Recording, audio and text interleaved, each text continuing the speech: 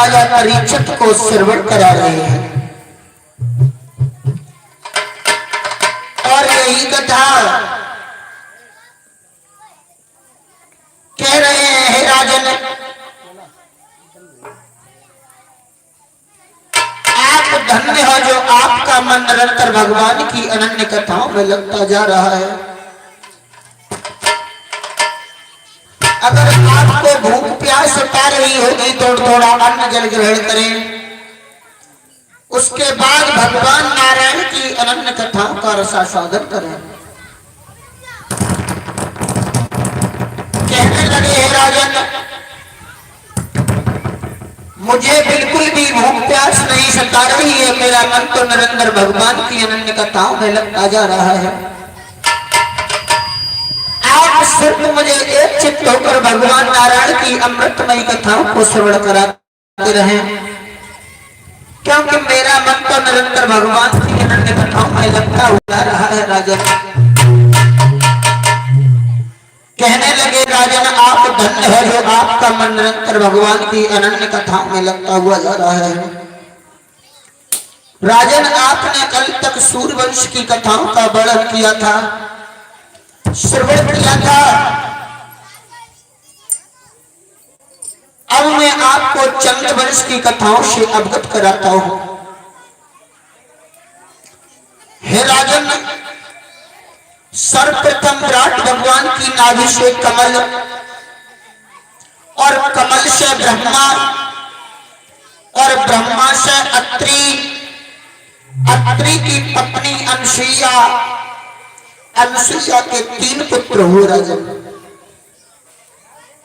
दुर्वासा, दत्तात्रेय और चंद्रमा। चंद्रमा की पत्नी इला और महाराज चंद्रमा के हुए बुध और बुध के हुए पूर्णिमा, पूर्णिमा के हुए नहुष और महाराज नहुष के हुए याद। हे महाराज, याति महाराज थे ये बहुत ही प्रखंड, बहुत संपन्न राजा थे। राजन ये और ये महाराज याति जो थे, एक बार बृहस्पति दैत्य के राज्य में सुख शर्मिष्ठा रहती थी। शुक्राचार्य ब्राह्मण एक दिन गर्मी का महीना रहे, ये सखी सहेलियां बोली आपस में, दीदी गर्मी का महीना है और इतनी गर्मी पड़ रही है कि कहा करेगा गर्मी से, हमें तो चैन न पड़े, चलो चल के अपने बाग में सरोवर है, उस सरोवर में स्नान करेंगे। हे राजन, आज ये बेटियां जब सरोवर में स्नान करने गईं, इन्होंने वस्त्र उतारकर अपने पैर पर रख दिए और ये सरोवर में स्नान करने लगी। ये बड़े हर्षोल्लास के साथ में सरोवर में स्नान कर रही थी कि कहीं से घूमते हुए देवर्षि नारद का आगमन हो गया।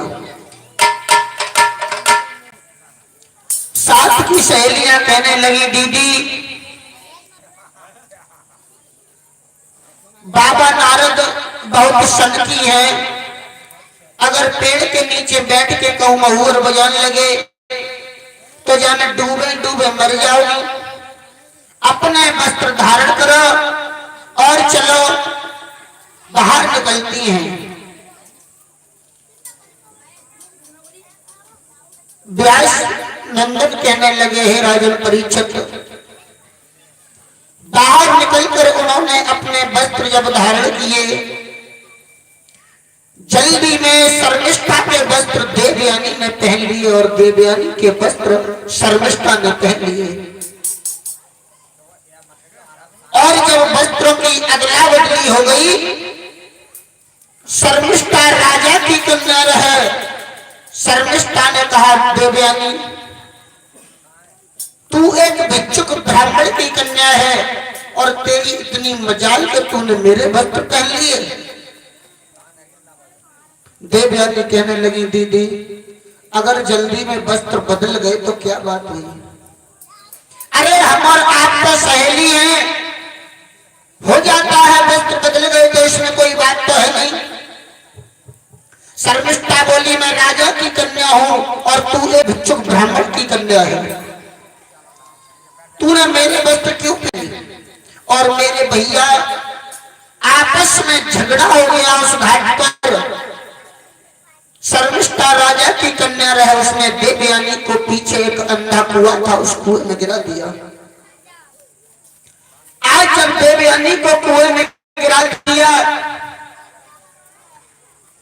देवयानी कुआं में पड़ी है। शर्मिष्ठा ने कहा साथ की सहेलियों से अगर किसी ने घर पे जाके बता दी कि हम देवयानी को कुएं में डाल कर चली आई तो समझ लेना कल इसका जो हुआ है वही आपका होगा। घर पे चली आई और जब घर पे चली आई वहां से निकलते हुए महाराज यात अपने घोड़े पर सवार होकर जा रहे थे। देवयानी ने उस कुआं में पड़े हुए महाराज यात की घोड़ों की टक टक की आवाज सुनी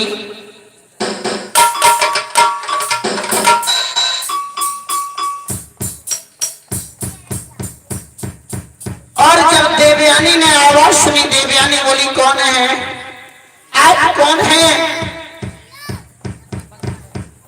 घोड़े की आवाज टक टक की आ रही है, कुआं में पड़ी है। देवयानी बोली, महाराज कौन है आप? और देवयानी बोली, महाराज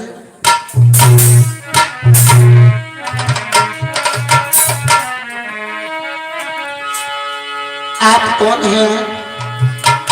घोड़े वाले आप